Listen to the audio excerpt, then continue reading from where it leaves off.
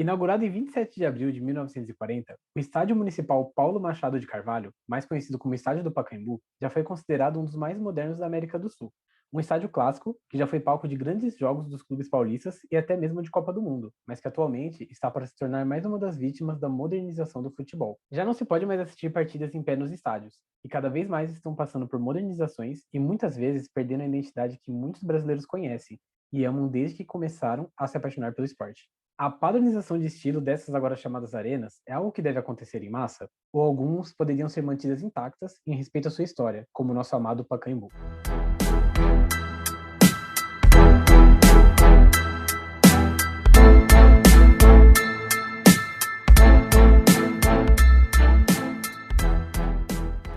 Olá, eu sou o Lucas Alves e esse é o Trio de Arbitragem. Eu sou o Luiz Guilherme Pereira. E eu sou a Patrícia Pinheiro. E o episódio de hoje vamos falar sobre... O meu, o seu, o nosso Pacaembu. O Pacaembu completou 81 anos. Localizado na Praça Charles Miller, no bairro do Pacaembu, na zona central da cidade de São Paulo, no Brasil. Chegou a ter capacidade para 70 mil espectadores, sendo reduzido para os atuais 37.730 torcedores. O Pacaembu ele é um estádio ícone assim, de São Paulo, né? Acho que todos os clubes grandes de São Paulo, né? O Corinthians, Palmeiras, Santos, São Paulo, todos já tiveram bons momentos no Pacaembu, né? O São Paulo um pouco menos, porque o São Paulo sempre teve o Morumbi muito presente, né? Mas os outros clubes... O Corinthians, por exemplo, ele veio ter estádio em 2013. O Palmeiras passou um bom tempo sem o Palestra Itália, que ficou fechado para reforma. O Santos, muitos jogos da Libertadores, que ganhou na última Libertadores de 2011, fez no Pacaembu. Então o Pacaembu, eu acho que ele é aquele estádio que muitas das torcidas dos chamados grandes de São Paulo gostam de frequentar, gostam de ir, e a gente se sente acolhido no Pacaembu. Eu pelo menos sempre me senti assim. Sempre que eu fui assistir um jogo do Palmeiras no Pacaembu, eu sempre gostei de ir. Tanto que o Pacaembu foi o primeiro estádio que eu fui, assim, depois de mais velho, né? O primeiro que eu fui mesmo foi o Palestra Itália, o antigo Palestra Itália, mas eu tinha 6 anos na época. E aí depois eu fui conseguir ver um jogo de novo no estádio, com 15 anos no Pacaembu. Foi um Palmeiras e Atlético Paranaense, era até o Marcos no gol, então foi bem emocionante, assim, na época, e ver, assim, tão de perto os jogadores, que o Pacaembu era muito próximo, né? Ele não tem, como ele não é um estádio olímpico, ele não tem aquela pista de atletismo e volta, então ele fica muito próximo, você consegue descer lá na Alambrado e ver de perto, xingar de perto os jogadores. Então o Pacaembu é um estádio que eu acho que pelo menos ele acolhe muito os torcedores de todos os clubes assim, de São Paulo. Se você perguntar para o torcedor de cada clube, todos eles terão bons momentos no Pacaembu. O Corinthians mesmo já jogou 1.690 partidas até ter o estádio próprio. Então era praticamente a casa que a gente tinha, né, por um grande tempo. Cara, já vi brasileiro, Série A, Série B, Libertadores, Copa do Brasil. Já vi jogo de cantor lá, já fui ver jogo do time do Daniel contra o time do Leonardo. Então, assim, já pisamos, né? Nós três já pisamos no estádio do Pacaembu, já no gramado, 4 anos atrás. Então, a gente tem muita memória dali. Já fui para fazer corridas, tem feira, tem tudo. O estádio ele não é só o futebol, né? Ele respira o futebol, mas ele é parte de São Paulo. Sempre vai ser, sempre, igual alguém falou, é muito legal você assistir jogo porque é muito próximo. Mesmo quando você pegava um tobogã da vida, você tinha uma visão incrível do campo. Então, acho que assim, um estádio como o Pacaembu, dificilmente a gente vai ter outro que é perfeito em cada um dos seus detalhes, né? Acho que a gente pode falar que o trio começou no Pacaembu, né? Porque antes da gente ter o blog no ar, a gente foi no Pacaembu fazer umas fotos, ir no museu e conversar sobre o nosso projeto. Então, o trio começou no Pacaembu.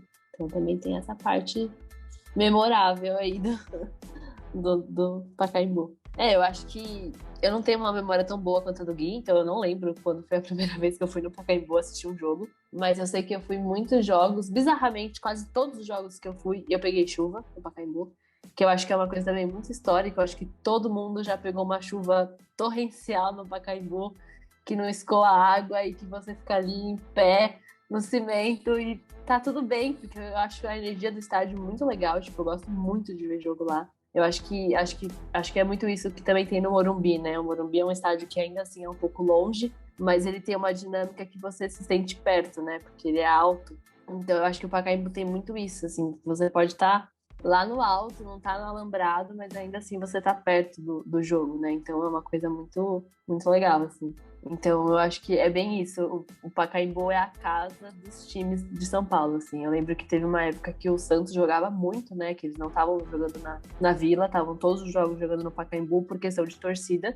Então eu acho que é muito isso, né? Ele sempre foi muito democrático com o futebol, não é um estádio de um time. E é muito legal como todos os times gostam e todos os times têm um carinho muito grande pelo estádio. É como se fosse a segunda casa de todos os times, né? Eu acho que isso é muito legal do estádio, assim, de pensar. E já começa pela localização dele, né? Porque é fácil para todo mundo. Estando na região central ali, tem acho que 3 tipos de metrô diferentes, tem ônibus, é muito próximo de você ir. Então, por exemplo, eu que moro aqui na Zona Oeste, Zona Noroeste, ir para Itaquera, às vezes é um parto. Tem dias que eu penso bem se vou no jogo, não vou, ainda mais por conta do horário e tudo mais. E no Pacaembu não tinha isso, porque você saía meia-noite e ainda tinha um ônibus ali na porta para você pegar, deixava você em casa sem problema algum, né? O Pacaembu ele tá no meio de 2 linhas de metrô de São Paulo, né? Ele pega a linha verde ali pelas clínicas e a linha vermelha pela Marechal. E o engraçado é que eu morei próximo da linha vermelha e agora eu tô morando próximo da linha verde. Então, pra mim, sempre foi o melhor estádio pra eu ir. Era só pegar o metrô.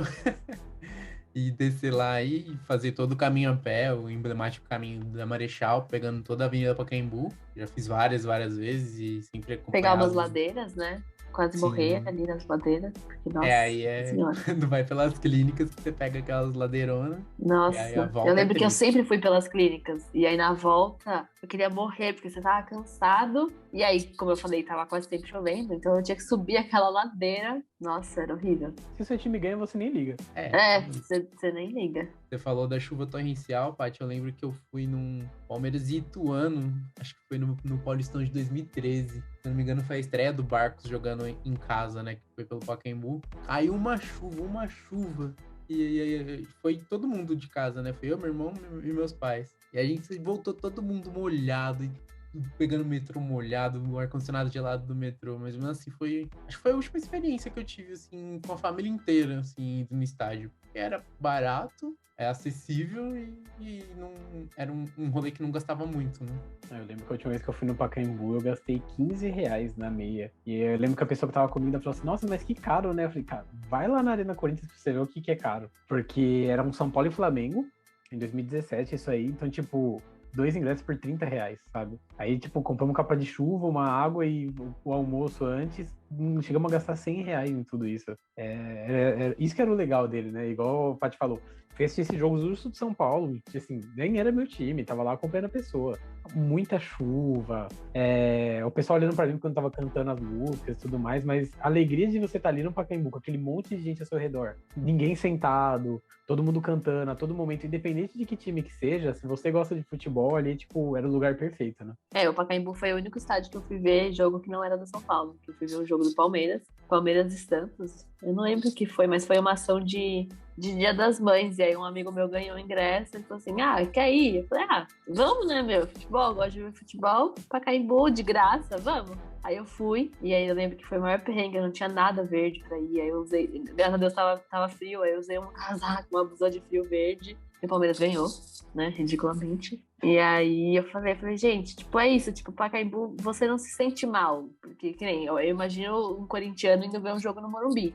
Você vai se sentir mal, você não vai se sentir, tipo, em casa se você for assistir um São Paulo e Palmeiras no Morumbi e você for corintiano. Só que eu fui assistir um Palmeiras e Santos no Pacaembu, sendo São Paulina, e foi super de boa, assim, tipo, você não se sente infiltrado ali, né? Você é um infiltrado, mas você não se sente mal. Eu acho que isso é muito legal da casa, assim, tipo, é muito, muito ambíguo, é muito democrático o futebol lá dentro, é muito, muito louco essa questão de respeito que tem, né? O Pacaembu, ele traz essa sensação mesmo de acolher a gente. E é engraçado que o Pacaembu, pelo menos quando a gente conseguia ir em estádio, sempre foi o estádio que eu mais vi criança, né, acompanhando de pai em arquibancada. Eu sempre gostei de ir ou na arquibancada verde ou na amarela, que é onde fica normalmente mais a torcida organizada, só que eu ia um pouco longe das organizadas, que eu não gosto quando sobe bandeirão, que não dá pra ver nada. E era legal que direto. Eu sempre fui muito simpático com criança. E aí eu vira e mexe, tinha uma criança no ombro do pai na minha frente, e aí a criança virava assim pra mim e começava a cantar. Então isso é uma parte bacana também do Pacaembu. Ele é um estádio que ele é gostoso de você levar criança, ele é gostoso de você começar a inserir o seu filho, né, no futebol. Porque ele é um estádio que eu acho que eu não me lembro de nenhuma briga, assim, que teve lá, além da briga que teve da Copa de Futebol Juniores. Fora isso, eu não me lembro de nenhuma briga, assim, no entorno. Ele é um estádio que o entorno dele é tranquilo para você andar. Então, ele é positivo também por isso, né? E uma das lembranças que eu tenho também é do tobogã, né, que vai ser demolido, que é até algo que eu já aproveitar para começar a falar. E o tobogã, ele, apesar de ser um anexo do estádio, né, ele é aquela parte que não completa o anel, ele sempre trouxe muita torcida para lá. E sempre foi o setor mais barato, então foi o setor que eu mais frequentei no Pacaembu. E apesar dele ser na parte de ficar bem atrás de um gol, ser um pouquinho ruim para assistir, é sempre emblemático você ir no tobogã. Onde é que você vai? Não, tô no tobogã. Não, beleza, vou comprar o tobogã. E essa concessão que a Justiça de São Paulo liberou, né, para iniciativa privada, praticamente eu sou bem contra, né? O Pacaembu, ele é um patrimônio da cidade, ele deveria ser gerido pela cidade, deveria ser conservado pela cidade. Eu acho que a gente tem uma visão de que as coisas do governo, elas têm que dar lucro pro governo, quando na verdade não é isso, né? As coisas do governo, elas têm que servir a população. A partir do momento que ele visa lucro, ele, para mim, se torna uma empresa, ele perde a função social. E é uma das coisas que eu fico triste, assim, de ver. Gestão Dória, né? Liberou a concessão do Pacaembu por 35 anos para uma empresa, para, entre aspas, preservar o Pacaembu. E a gente viu, né, que se não fosse, por exemplo, a pandemia, já teriam começado as obras no estádio, provavelmente já teria sido demolido o tobogã. E ele vai se desfigurando aos poucos, né? É triste a gente ver um museu realmente do futebol, né? Porque a gente tem um museu do futebol lá e ver uma parte viva da nossa história sendo concedida para iniciativa privada. Só para confirmar, eu acabei falando que foi a gestão Dória que concedeu o estádio, né? Mas foi a gestão do Bruno Covas, né? Como vice-prefeito do Dória, né? Eu lembro que esse papo surgiu no começo da gestão do Dória, foi finalizado na gestão Bruno Covas já, mas o governo, a prefeitura é dos dois, né? Então tem o dedinho de cada um deles aí nessa concessão. E o mais louco de pensar é que, assim, por exemplo, eu lembro de ter ido em muitos shows também no Pacaembu, né? Acho que o primeiro show, o grande show da minha vida foi no Pacaembu, que foi o Iron Maiden, inclusive. Mas é engraçado porque os moradores da região, eles entraram com um pedido, né? A associação dos moradores entraram com a iniciativa com pedido para não demolir. Então, eles fizeram na justiça, petição e tudo mais, porque eles entendem, inclusive eles entendem, né, que o tobogã ele faz parte ali, que tem que ser preservado, porque perde toda a graça do Pacaembu em si. E se a gente for pensar no geral, o morador de região de estádio normalmente reclama muito, né, porque é muito barulho, porque é muito movimento, porque não consegue entrar em casa. Eu vejo, tipo, a região do Morumbi ali. A gente sabe que os moradores reclamam muito, porque, tipo, atrapalha, né? Na teoria, atrapalha o fluxo deles. Então é muito legal a associação dos moradores entenderem que você tá destruindo um patrimônio, né? Tipo, na teoria ali, o Pacaembu, ele tem muita história para você tirar uma parte dessa história, porque o tobogã é uma história gigantesca dentro do Pacaembu. Então você demolir aquela parte, você corrompe o estádio em si, então, tipo, perde a graça, né? Então, eu acho muito legal a gente poder entender que isso vai além de só fanáticos pro futebol, né? A associação dos moradores do bairro entendem que isso vai prejudicar toda a história que o bairro tem por conta do Pacaembu. E acho que também um dos motivos que fez com que a associação também entrasse no meio, né, é que eles vão demolir o tobogã para subir um prédio no local. Então, além de ser brega, vai ficar uma coisa horrível no lugar do estádio, né? Vai tirar lugar de pessoas que poderiam frequentar os jogos quando a gente puder voltar a assistir jogos, e vai colocar aquela coisa horrível que provavelmente será um prédio espelhado no lugar do tobogã. Então, acho que também pesa um pouco isso, mas é diferente a gente ver, como você mesmo falou, né, Paty, a associação entrando a favor de um estádio, né? Eu fico feliz de ver isso, pelo menos. Em São Paulo a gente já tem um grande problema que, além do Pacaembu passar por isso, a gente também tem um complexo do Ibirapuera, né? Que era algo muito bom para não só os moradores da região, mas também para atletas amadores que estavam querendo ter um lugar de treino em algum esporte, e também vai ser demolido, foi concedido para iniciativa privada e vai virar um shopping center. Assim, como se São Paulo já não tivesse muito shopping, ainda mais naquela região, né? Então, a gente só percebe que, aos poucos, a nossa cidade vai perdendo algumas das suas características mais marcantes, e muitas delas mostram como que o esporte, ele é desvalorizado em certos níveis, né? Porque, por exemplo, se você você é um time que tem muito dinheiro, você tem o seu espaço, você tem o seu estádio, mas se você é um jogador que está querendo treinar de alguma forma para tentar chegar no topo, seja ser um grande jogador, um grande atleta olímpico, algo do tipo, você não tem mais o respaldo do seu próprio governo. É muito triste a gente notar isso, que está cada vez mais se tornando constante, né? E aí a gente entra também na temática do quanto o governo investe em esporte para a população, né? Que a gente vê que isso cada vez está sendo mais deixado de lado, sendo que a gente sabe o quanto isso culturalmente e socialmente ajuda nas pessoas e nas crianças, né? O país que a gente vive, ele só investe, entre aspas, em esporte que não é futebol, em esporte olímpico, em época de Olimpíada. E a gente vê que vira e mexe, vem uma matéria falando que os atletas olímpicos, eles não têm condições de treinar. A gente vê que, por exemplo, o Ângelo Assunção, um ginasta, que era uma promessa da nossa ginástica artística, ele perdeu o emprego dele no Pinheiros, porque ele denunciou um ato racista do Arthur Nori, que tá aí até hoje indo para Olimpíadas, né? E ele perdeu e não teve nenhum apoio do governo. Então, o nosso país, infelizmente, ele só lembra que existe esporte olímpico a cada 4 anos. E nesse meio tempo, os atletas, eles vão tentando sobreviver do jeito que dá.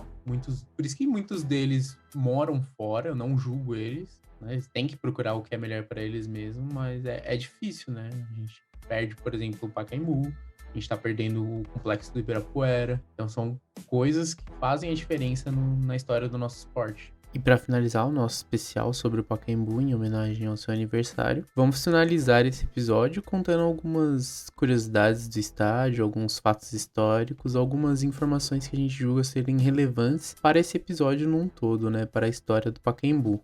E apesar de sempre ser chamado de Pacaembu, por conta da avenida onde ele é localizado, né, que fica no final da Avenida Pacaembu, o nome real do estádio é Paulo Machado de Carvalho, que se deu no ano de 1961, em homenagem a Prefeitura de São Paulo teve essa ideia, né? Paulo Machado de Carvalho foi o chefe da delegação brasileira na Copa de 58, que rendeu nosso primeiro título mundial. E, além disso, ele também foi presidente de São Paulo, entre 1946 e 1947.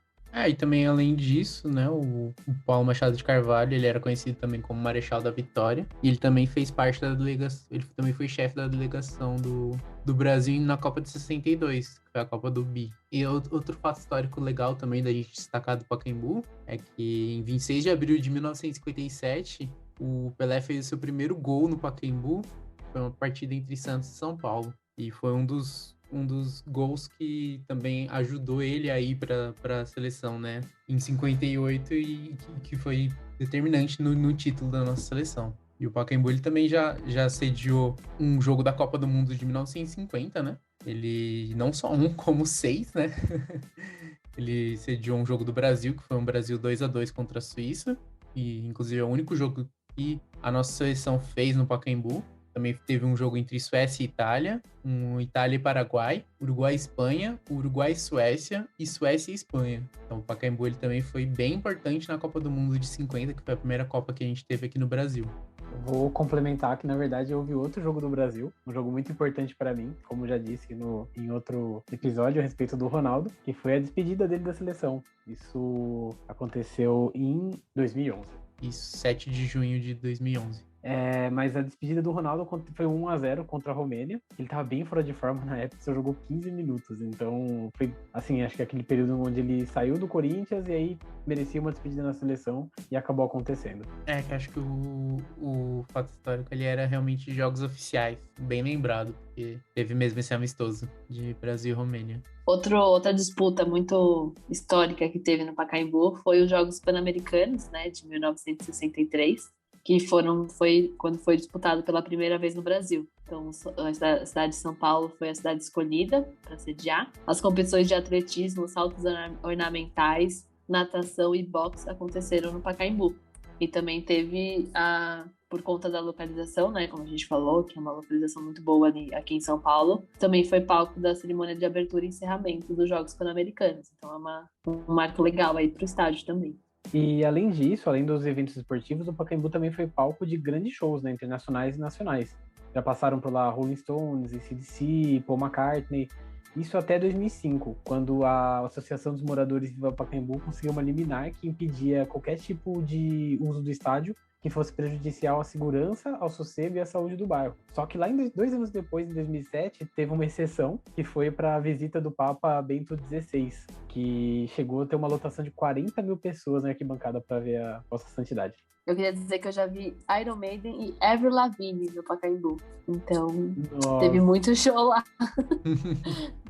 De 8 a 80. E até pra dar mais força, né? Porque a gente falou que o Pacaembu sempre choveu, né? Acho que você falou isso. O Instagram do Pacaembu, né? @pacaembu.oficial. Ele até destacou numa publicação que o primeiro show que foi marcado por um forte temporal de uma banda de fora, né? No Pacaembu foi o show do Rolling Stones em 1995. Ele até colocou aqui. Os fãs de rock and roll enfrentaram um dilúvio para ver a banda num Paca. Num dia inesquecível para muita gente. Só para confirmar a história de que não apenas nos jogos, né, até em show, o Pacaembu também é marcado pelas chuvas.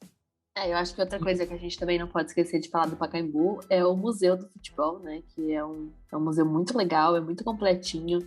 Acho que eu já fui umas 3 vezes lá. É super bacana ver o museu embaixo, né, Embaixo não, né, em volta do estádio. Então é muito legal pensar que tudo que envolve o Pacaembu, né? Não é só o futebol, tem toda uma questão cultural e social ali.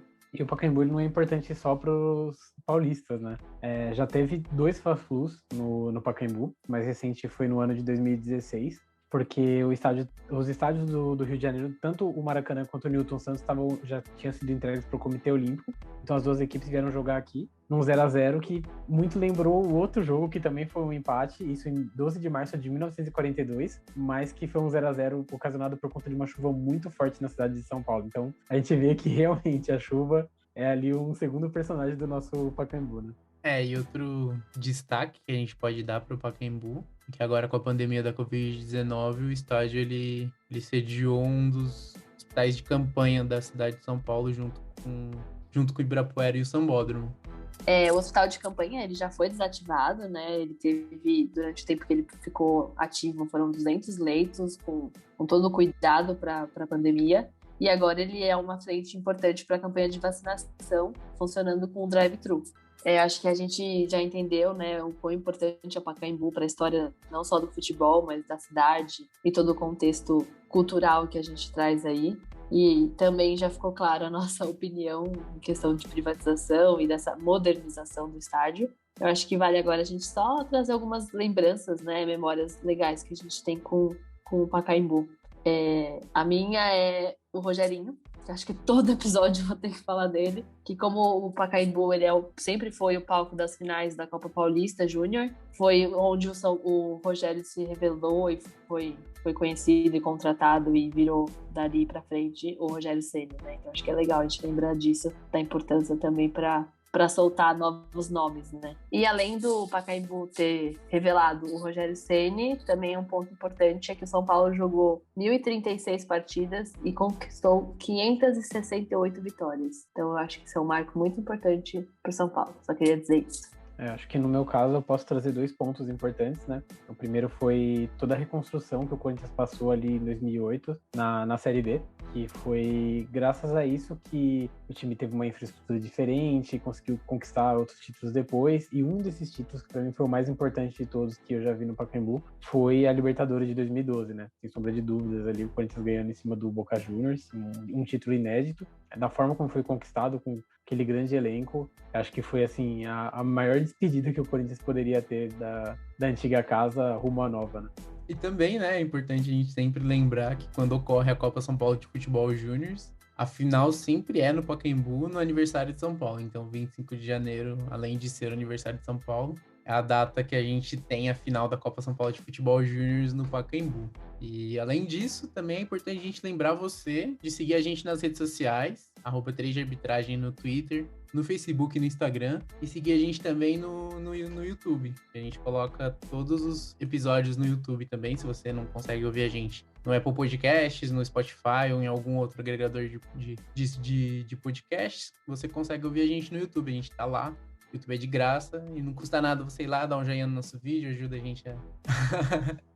ajuda a nossa interação, ajuda o algoritmo a reconhecer a gente melhor. E se você também já tomou a primeira dose da Coronavac, mora em São Paulo e mora próximo do Pacaembu, vai lá tomar a segunda dose quando estiver disponível, hein? É sempre importante a gente não esquecer de tomar as 2 doses da vacina para a gente conseguir vencer essa doença. Esse podcast foi gravado e editado pela equipe do Trio de Arbitragem. Se você tem alguma sugestão de tema, envie um e-mail para contato.triodearbitragem@gmail.com. Até o próximo episódio!